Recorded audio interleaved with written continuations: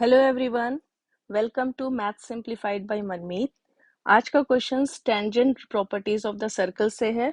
Question क्या कह रहा है? In the given figure A B C D is a cyclic quadrilateral in which C B is equal to C D and T C is the tangent to the circle at point C. If O is the centre of the circle, B C is produced to E such that angle DCE is 110 degree. Find angle DCT and angle BOC. So हमारे पास given क्या है? Angle DCT is 110 degree. हमें find out क्या करना है? Angle DCT, हमें ये वाला एंगल फाइंड आउट करना है, और एंगल BOC दिस एंगल। ठीक है, तो स्टार्ट करते हैं। हमारे पास गिवन क्या है? पहले एंगल DCE हमारे पास क्या है? 110 डिग्री। यहाँ से हमारे पास एंगल DCB की वैल्यू आ जाएगी 180 minus 110 which comes to be 70 degree. क्योंकि BCT स्ट्रेट लाइन है, तो यहाँ पे जो एंगल सम लीनियर पेयर की प्रॉपर्टी लगेगी। ठीक है, ये पूरा एंगल कितने का है? 180 स्ट्रेट लाइन, तो 110 हमें दिया, रिमेनिंग एंगल हम निकाल लेंगे। 180 माइनस 110 इज 70 डिग्री। तो ये हमारे पास आ गया DCB इज 70 डिग्री। रीजन क्या लिखेंगे? Linear pair. नाउ अब हमारे पास एक और चीज गिवन है that CB is equal to CD। तो CB और CD गिवन है इक्वल, तो यहां से क्या आ जाएगा? एंगल D और एंगल B इक्वल होंगे, आइसोसेलेस ट्रायंगल प्रॉपर्टी।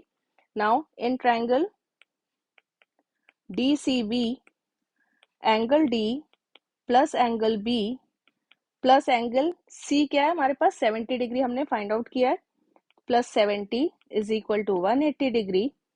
D और B बराबर है, तो मैं इन दोनों को कलेक्टिवली लिख सकती हूँ twice of angle D। Plus 70 is equal to 180, यहाँ से आ जाएगा twice of angle D is equal to 180 minus 70। Angle D की वैल्यू आ जाएगी 110 upon 2, it is 55 degree. Now angle D हमारे पास 55 डिग्री आ गया। So by alternate segment theorem, ये जो BCT है, ये जो हमारे पास BCT है, ये भी आ जाएगा 55 डिग्री। ठीक है, ये वाला angle BCT it is also 55 degree. So BCT क्या कैसे लिखेंगे? BCT is equal to angle BDC is equal to 55 degree. Reason क्या आएगा? Angle in alternate segment.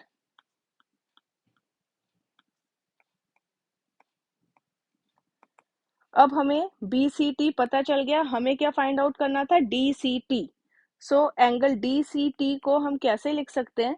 Angle DCB plus angle BCT। DCB पहले निकाला था, कितना था? 55 डिग्री,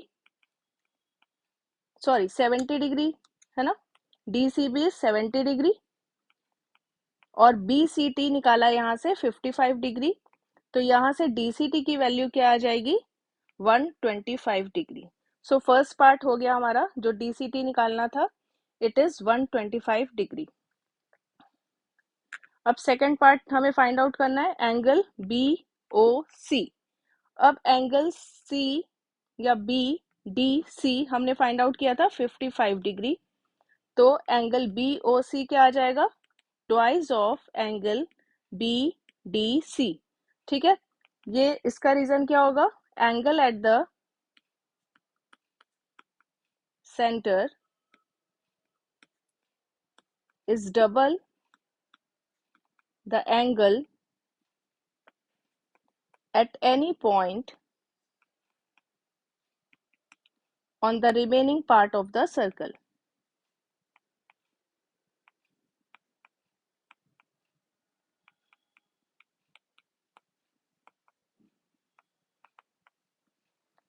ये हमारे पास एक आर्क था BC। ठीक है, ये जो सेंटर पे एंगल बनाएगा वो डबल होगा। किसके डबल होगा? ये कहीं और remaining part of the circle पे कहीं और बनाए, उसके डबल होगा। तो जो BC आर्क है वो यहाँ D पे बना रहा है एंगल, दैट इज 55। तो एंगल BOC कितना हो जाएगा? 55 का डबल, दैट इज 110 डिग्री। तो यहाँ से हमारे पास आ गया आंसर BOC का 110 डिग्री।